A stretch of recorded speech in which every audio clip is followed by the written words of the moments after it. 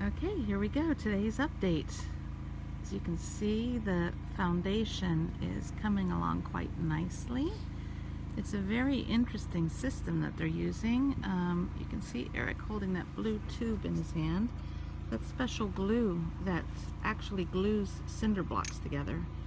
And they know they're very sturdy because they just tried to release one that they'd already glued, and that was pretty much mission impossible. So the glue is very sturdy and works very well. So you can see right now we have 3 layers of cinder blocks, but they're going to go up to 4 because Eric wants to leave opening underneath the house for crawl space, so that another year when we have more time we can install plumbing and those kinds of things. So they're taking that into consideration. This won't always be a completely off-grid house. We do eventually want to be able to have normal things, but one step at a time. And we do get used to off-grid living pretty quickly. You learn how to recycle water in very many creative ways. When I drain the cooler every day, drain the ice out of the spigot, I save that into a big pan and I reheat that water, and I use that water to wash dishes at the end of the day. So we get very efficient at this kind of thinking, this kind of living, and one step at a time, and this foundation is one big major step. So that's going very well so far. I step back to this angle a little bit so that you can see the foundation in the width. And the tiny house is 12 by 24, so that's about what you need to have in mind when you look at the size of the foundation. And this noisy thing here is what is the source of all the noise, but also all of the power that we're getting, and it's working really great. Eric and Harmon did a lot of looking into generators and Ryobi test runs,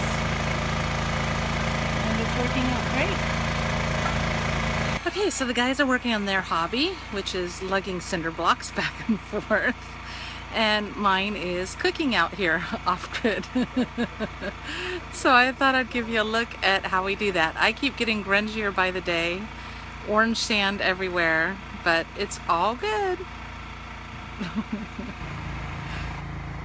So here's the camping stove and oven, and I've been preparing dinner in steps today.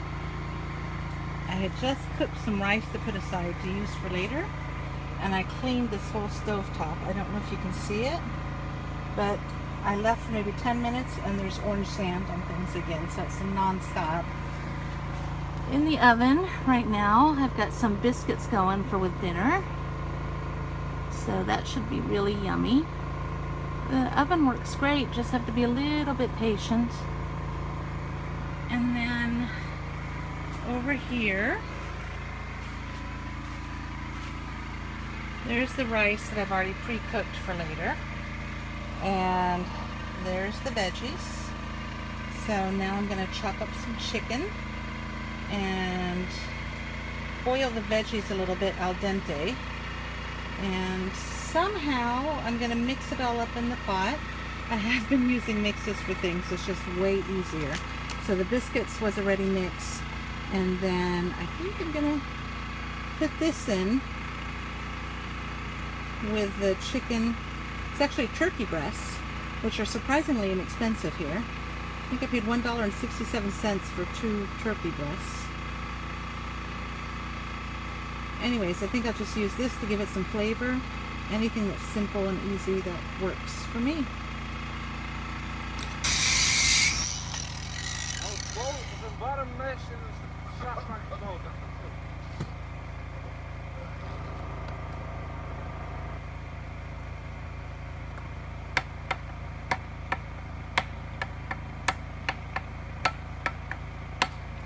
Woohoo!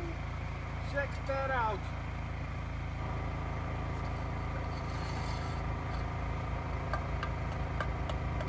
Oh, check that out.